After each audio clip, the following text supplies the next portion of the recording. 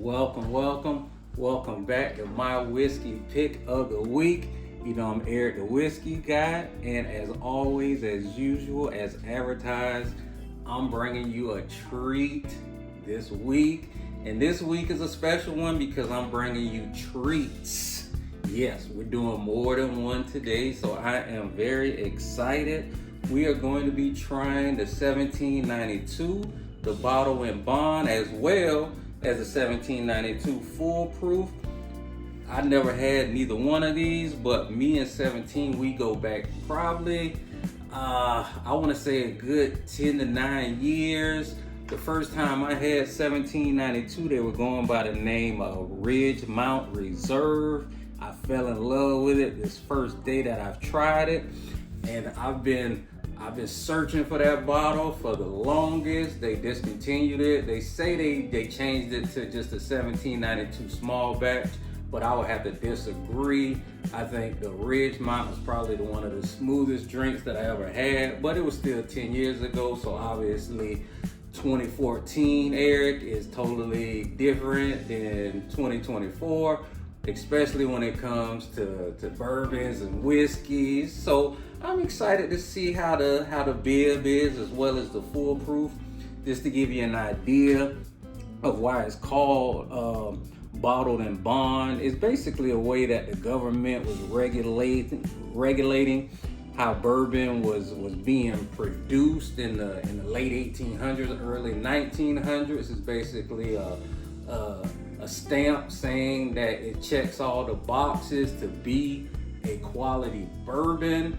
Now in 2024, it doesn't really have that same effect, because now you got straight Tennessee whiskey that has to have a certain standard. Bourbon in general has to have a certain standard, so it doesn't really have that same effect. But it is it's going to be exactly at 100 proof. This one is a store pick, so it's definitely gonna have it's definitely not gonna be your normal 1792, and the normal is probably about 90, I want to say like 93%, so it's not really that far off. And the Full Proof, that's coming in at 125, so I want to see if it's gonna have that traditional Full Proof kick that you normally get when you drink a bourbon that's Full Proof. So I'm excited to see. And Full Proof, that's just another way of saying like cask strength, something along those lines. So I want to see if it pretty much has that same kick involved with it. So let me just dive right into it. Now the Bottle and Bond, this one's gonna come in roughly around, I want to say about $41. So it's not gonna break the bank. So let's see how well it goes.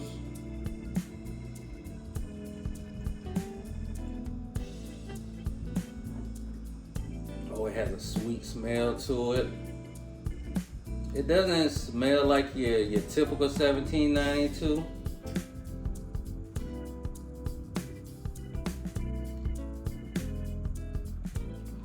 Oh, that's pretty good. I would say the small batch is probably like right here. As far as the Bottle and Bond, is definitely a level up. This is a good pour. I definitely like this Bottle and Bond. It's pretty good. Now let's see how the Full Proof is.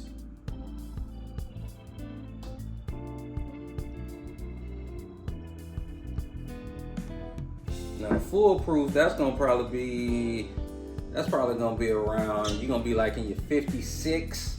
You're gonna pay about 56 for the Full Proof, but at 125, you can pretty much expect to pay a little bit more every time around.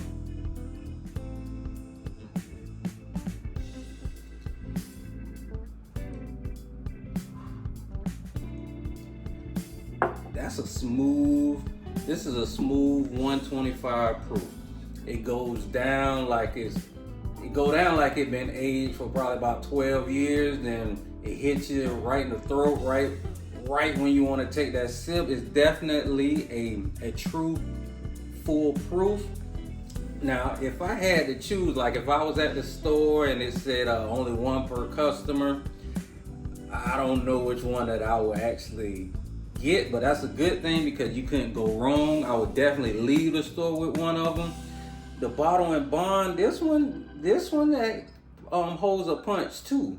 So if it was if these were like heavyweight like fighters, I would say the Foolproof is a Muhammad Ali. It floats like a butterfly, and it's gonna hit you like a bee.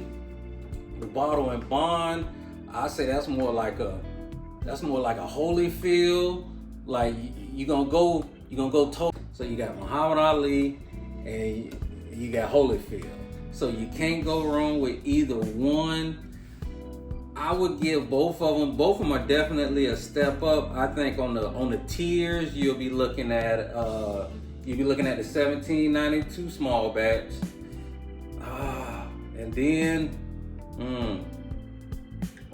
I would put the Bottle and Bond right there next to it. Then pretty much right there you got the Foolproof.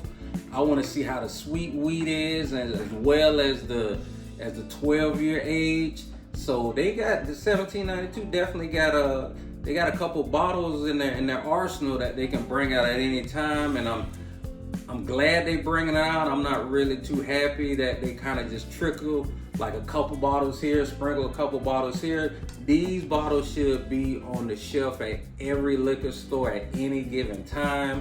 So I don't know why they trying to allocate them like that, but I'm glad that they are at least producing more than just a small batch. So this is our week.